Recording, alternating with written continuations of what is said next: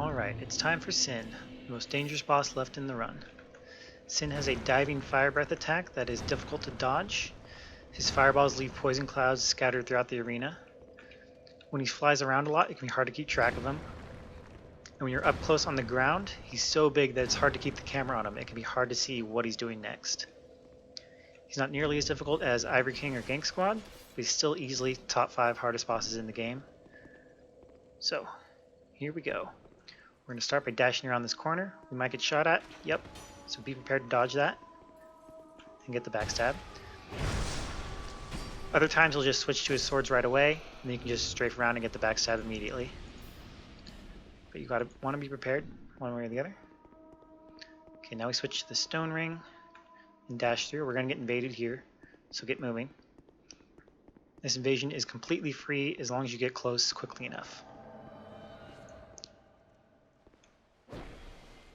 Because Thomas is programmed to start the fight with a gesture. So but if you're close, he has to roll away first. So as long as you stay close, he can't do anything. You don't even need to attack him. He cannot attack until he does a gesture. He can't do his gesture until he gets away from you. So he's stuck in a loop. We can do this all day.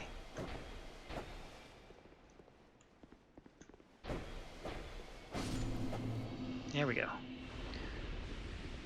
Okay, now for this next area, there are 2 methods to get through.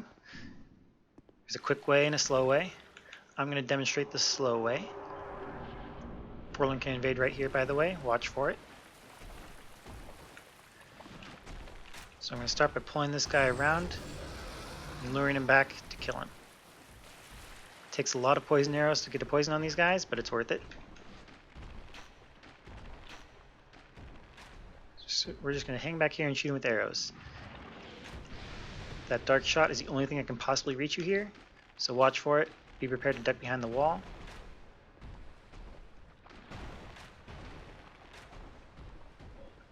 And just spam him until he's poisoned. Then switch to dark arrows. Dark arrows do the most damage, but they also have the least range, so you might be better off with lightning if they're far away. But either works. So once that guy's dead, we're going to lure out the last one. This is the other guy that's really blocking our path to the exit. So we're going to do the same thing, lure him back this way.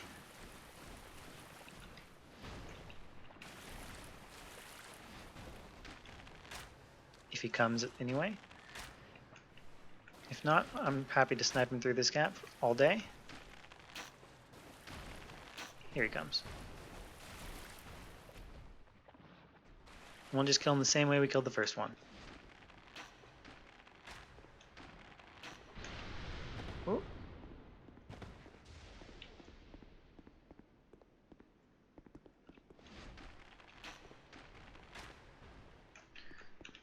There's the poison, so that should do it.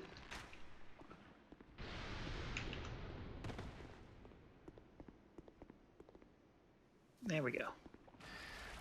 So the advantage to this strategy is that it does not depend on the enemy's cycle at all.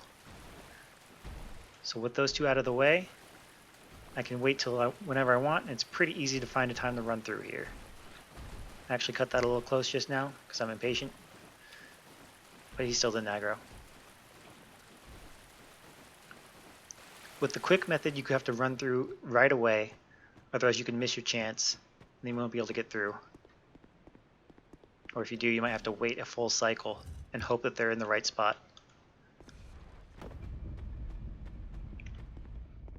But either should work. Most of the time you'll probably want to use the quicker method. And by the way, if you use the quick method and you get invaded by Forlorn, you can kill him here. Forlorn can't step on the elevator, so you can hide in this corner and shoot him as he tries to get to you right over there, but he can't reach you. So again, you'll probably use the quick method most of the time, but if anything goes wrong, you can fall back to the slower method. Because if you try the quick method when they're at the bad point in the cycle, like if you miss your chance at the start, it's not going to work out so well. Anyway, on to the Sanctum. We want Feline Boots and the Cat Ring for maximum damage reduction, so we don't have to worry about it so much here. And this part is mostly platforming. There are some enemies, but we shouldn't really even see them. first enemy is through this door, so once we pass this point, we got to start running. I'm going to turn left, run straight off this path.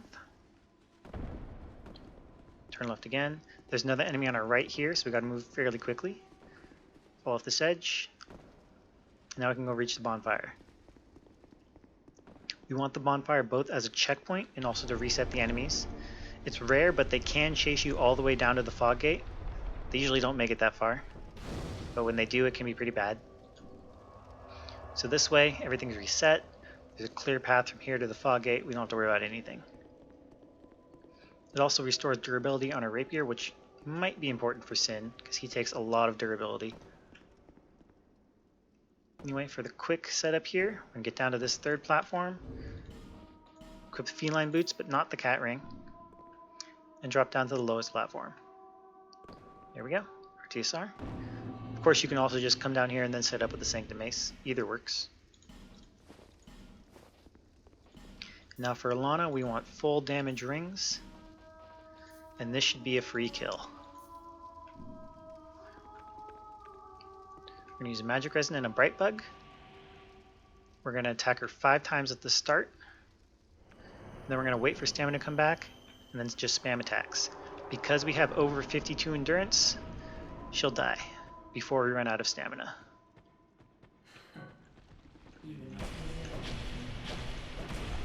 So that's 5 hits. Now we wait. And now we spam attacks, and she's dead. GG. And now it's time for Sin.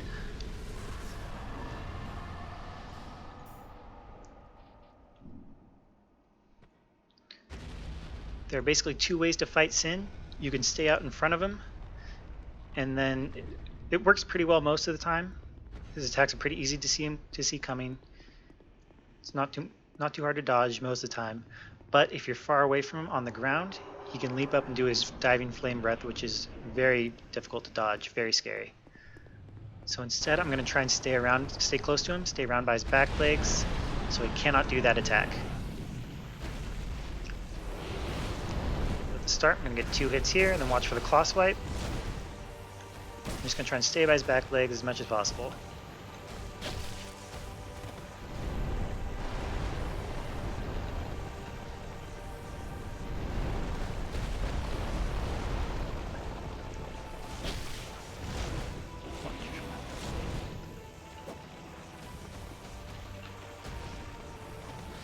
Okay, this is the attack you want to see. Cut off the tail pretty easily with there. Now what's he doing? There are only 2 things he can do after a fireball. One is that dive bomb, and one is to just drop where he is. Oh, fire breath. That one can be hard to recognize at first, when you first start learning this fight. What's he doing? He's flying. Okay.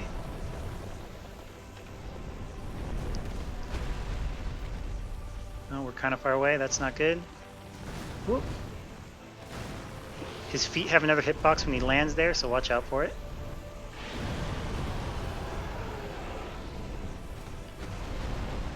And again, we're far away. Not good.